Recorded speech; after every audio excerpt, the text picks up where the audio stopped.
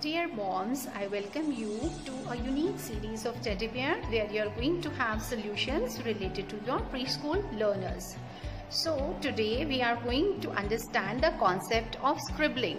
You would have heard it many times, but how to organize this? We need some blank sheets like drawing sheets for our toddler. First of all, like such marker, this is very thick and bold. So the printing impression is actually very less. जब भी छोटा बच्चा अपने हाथ में किसी crayon या pencil को पकड़ता है तो उसकी प्रॉपर ग्रिपिंग नहीं कर पाता. इसके लिए बहुत अच्छा होगा कि आप ऐसा कुछ बोल्ड मार्कर अपने बच्चे को स्क्रिबल करने के लिए दें और एक कंप्लीट ब्लैंक शीट अपने बच्चे को दें और उसको कुछ भी करने के लिए, कोई भी तरीके से स्क्रिबल करने के लिए बच्चे को ऐसा कॉन्सेप्ट दे. जब उसका प्रिंटिंग इम्प्रेशन आने लग जाए, जब बच्चा आपका स्क्रिबल करे और उसका प्रिंटिंग इम्प्रेशन ऐसे आने लग जाए, तब वो राइट स्टेज है कि आप उसके बाद अपने बच्चे को कोई क्रेयॉन इंट्रोड्यूस करें. क्रेयॉन्स बहुत सॉफ्ट होते हैं और वो बच्चे के स्किल को और कलर आइडेंटिफिकेशन को और प्लस उसके इंटरेस्ट को जनरेट करते हैं. तो आप अपने बच्चे को कोई भी कलर दे सकते हैं या अपने कलर रिकॉग्निशन के लिए कोई भी उसके फेवरेट कलर से स्टार्ट ऑफ करें.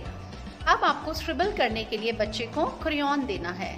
आप इसके लिए जब उसकी ग्रिपिंग सॉलिड होती है तो आप उसको मल्टी कलर दे सकते हैं. जैसे अभी ये पिंक कलर किया और पिंक के साथ आप पर्पल कलर का भी स्क्रिबल बच्चे को करने के लिए दें और बच्चे को खुद को बहुत अच्छा लगेगा जब वो इस तरह की स्क्रिबलिंग को करेगा. तो मैक्सिमम शीट को फिलअप करने की कोशिश करें और ये ध्यान रखें कि बच्चे का ग्रिपिंग कैसा है.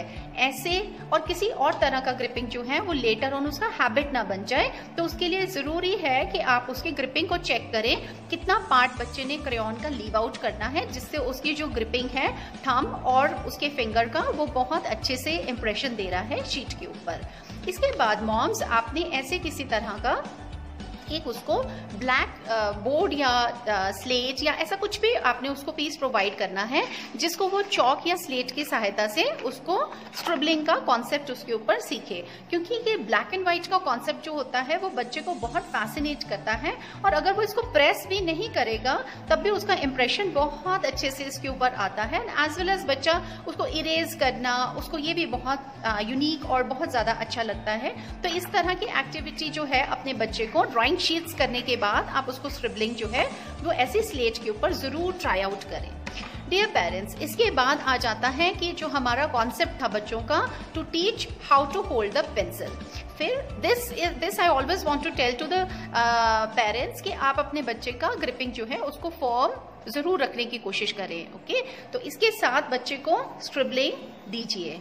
लेट अस सी बच्चा उसको तोड़ तोड़ के थोड़े फ्रेगमेंट्स में करेगा तो वह किस तरह से उस स्क्रिबलिंग को पेंसिल के साथ करता है. ये राइट स्टेज होगा आपके बच्चे के प्री स्कूल लर्निंग में रिटन कॉन्सेप्ट्स को बिगिन करने का. तो अब आपका बच्चा अगर ऐसे स्क्रिबलिंग का स्टेज पे आ जाता है पेंसिल के साथ तो ये राइट स्टेज है कि अब हम उसको कुछ लाइन कॉन्सेप्ट्स जो हैं आने वाले टाइम में बच्चे को दे सकते हैं. इसके बाद बच्चों को बहुत अच्छा लगता है, वो बहुत एंजॉय करते हैं जब हम उनको कुछ कलर्स देते हैं, स्पेसिफिकली वाटर कलर्स. बच्चों को वाटर बहुत अच्छा लगता है, खेलना भी और उसकी एक्टिविटीज को करना.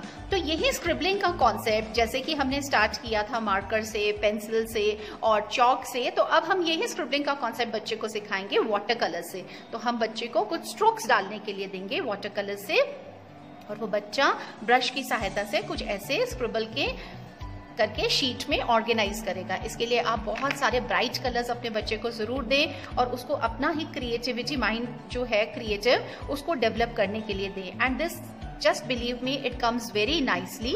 तो ये बच्चे को कॉन्सेप्ट्स बहुत अच्छे लगते हैं वाटर कलर से रिलेटेड और प्लस बच्चे को ब्रश आप यकीन माने पेंसिल और उनसे भी ज़्यादा फैसिनेटिंग लगता है. तो इन कलर्स और इन सारी चीज़ों को बच्चा बहुत एंजॉय करता है क्योंकि ये बहुत वाइब्रेंट होते हैं और कहीं ना कहीं बच्चे के इमेजिनेशन को आने वाले स्टेज में बहुत हद तक डेवलप करते हैं.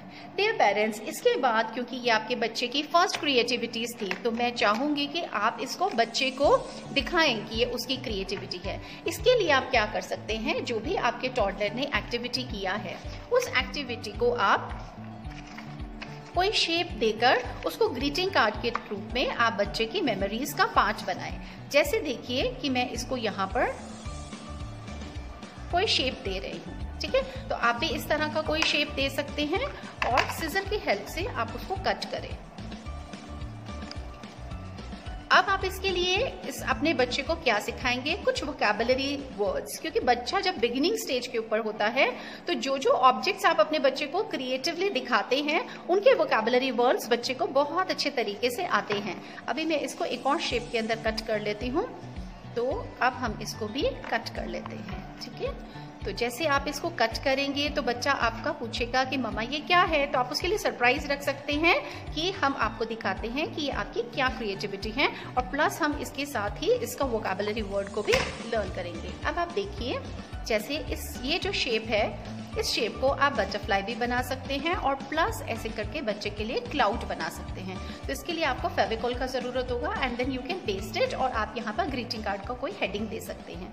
सिमिलरली इसे भी आप बटरफ्लाई में ऑर्गेनाइज कीजिए ऐसे, और इसको किसी ग्रीटिंग कार्ड के बनाने के लिए इसको ऐसे शेप देके, और अब आप यहाँ पर बटरफ्लाई के ये ऐसे इसको ड्रॉ कर दीजिए, और ये आपके बच्चे की क्रिएटिविटी है, और यहाँ पर आप अपने चाइल्ड का नेम लिख सकते हैं। तो ऐसे ग्रीटिंग कार्ड छोटे बड़े आप अपने बच्चे के लिए डिफरेंट कलर्स के, उसके स्क्रिबलिंग पैटर्न्स से रिलेटेड इनके कटआउट्स लेके आप किसी भी शेप में ले सकते हैं। जैसे आप उसको टीच करेंगे, बेटा क्लाउड, बटरफ्लाई, कैंडी, आइसक्रीम, इन शेप्स में आप इनको कट करें, और स्क्रिबलिंग के डिफरेंट कॉन्सेप्ट्स जो हैं उसको बच्चा बहुत अच्छे से अंडरस्टैंड करेगा। तो till we meet again, it's goodbye from my side.